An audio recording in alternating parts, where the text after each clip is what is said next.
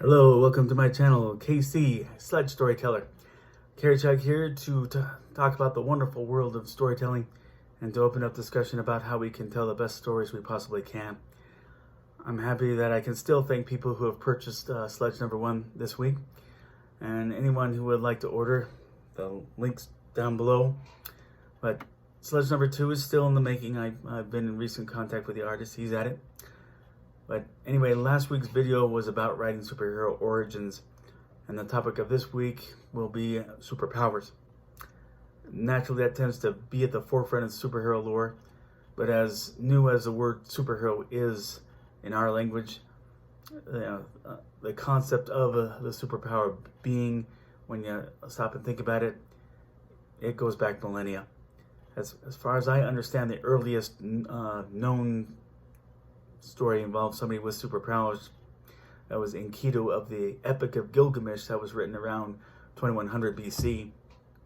Then you have heroes of various mythologies: Apollo, Hercules, Thor, and I believe most people know that Marvel-based Thor on the Norse mythological demigod.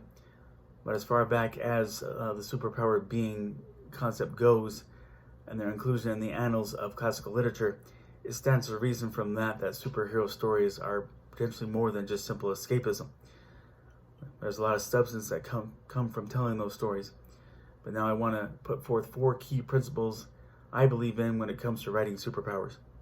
Number 1, know ahead of time as you come up with the powers what your antagonist's countermeasures will be, so that there will be strong enough concept to that story. That's your goal there. Part of that will be figuring out the hero's weaknesses as well as the villain's strengths. And when SpiderMan was first created in 1938, it was said that nothing less than a bursting shell could penetrate his skin. So he did have more of a degree of vulnerability. He couldn't fly yet. He just leaped 1/8 of a mile. And he didn't have the kind of strength that could lift millions of tons. So he was much more limited in the beginning. And this because Superman's creators, Jerry Siegel and Joe Shuster, they weren't thinking that big when it came to his opposition.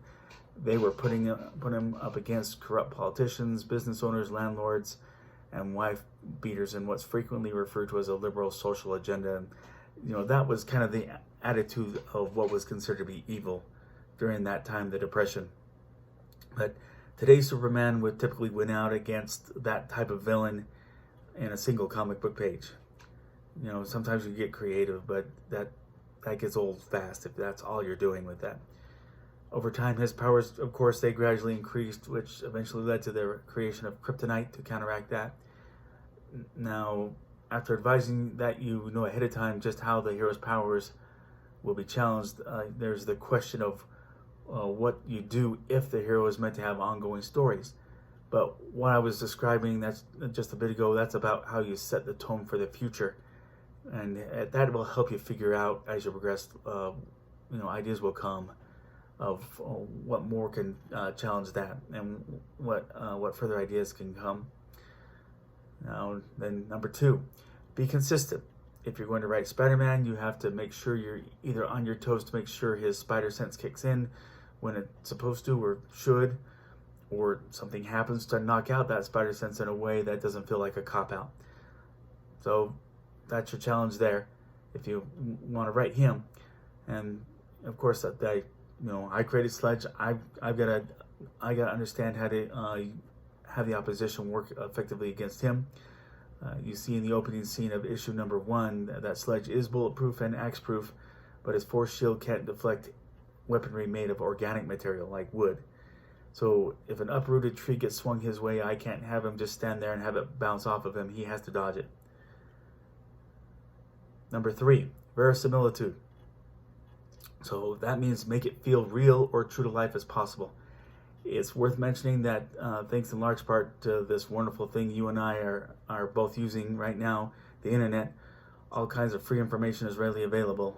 And a lot of things is basic science, and it's easy to learn how terrible superhero movies are when it comes to science and physics.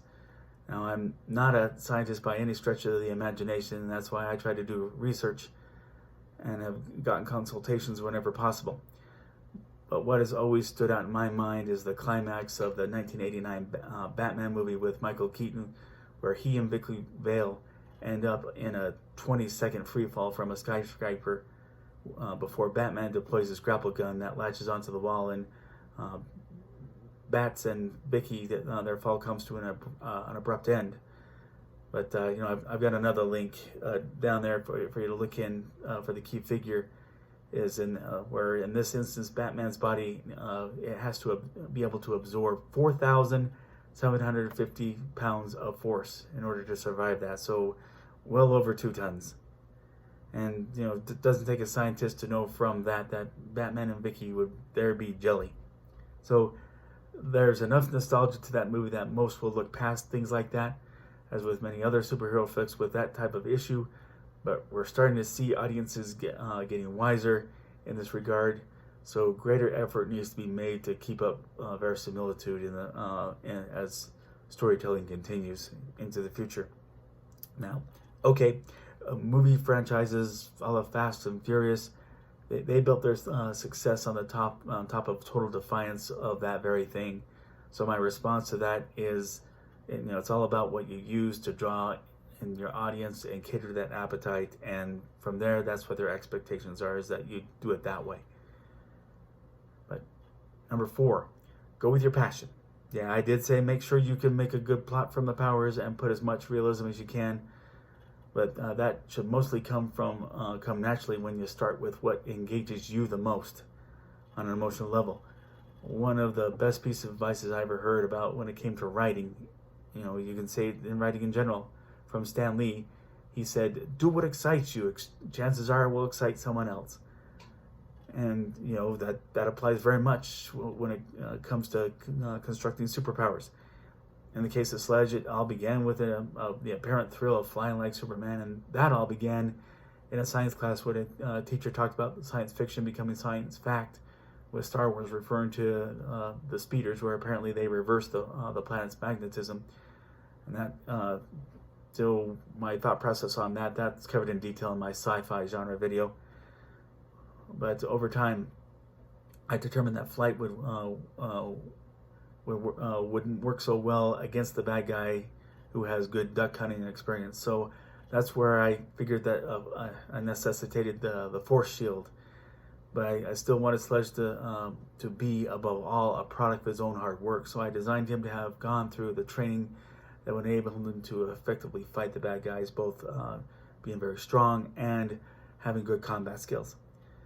But whatever power you think is cool, be it shooting fire, shooting ice, telekinesis, super strength, invulnerability, telepathy, animal morphing, go with it and have a blast with it. But that's my insight into superhero powers. Thanks for watching. If you like this video, please click like. If you like this channel, please click subscribe. Share this channel with your friends. Hope we can get some discussion going. Agree, disagree, something I didn't mention, please comment below.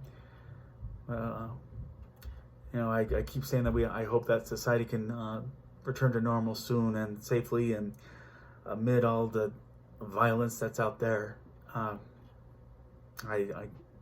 It pains me what has happened that has been brought to light when it comes to racist attitudes out there, and I keep hoping that more and more people can open their eyes to equality among all demographics, and and not be opportunistic when it comes to group protests. That you become a face in the crowd that allows you to do whatever you want and get away with what you want. But still, let's be kind to each other. And also, let us remain mindful of our habits, wash our hands, avoid touching our faces, keep our distance, wear masks in public, and stay home if we get sick. But that's all this time around, and hope everybody has a great day. Bye-bye.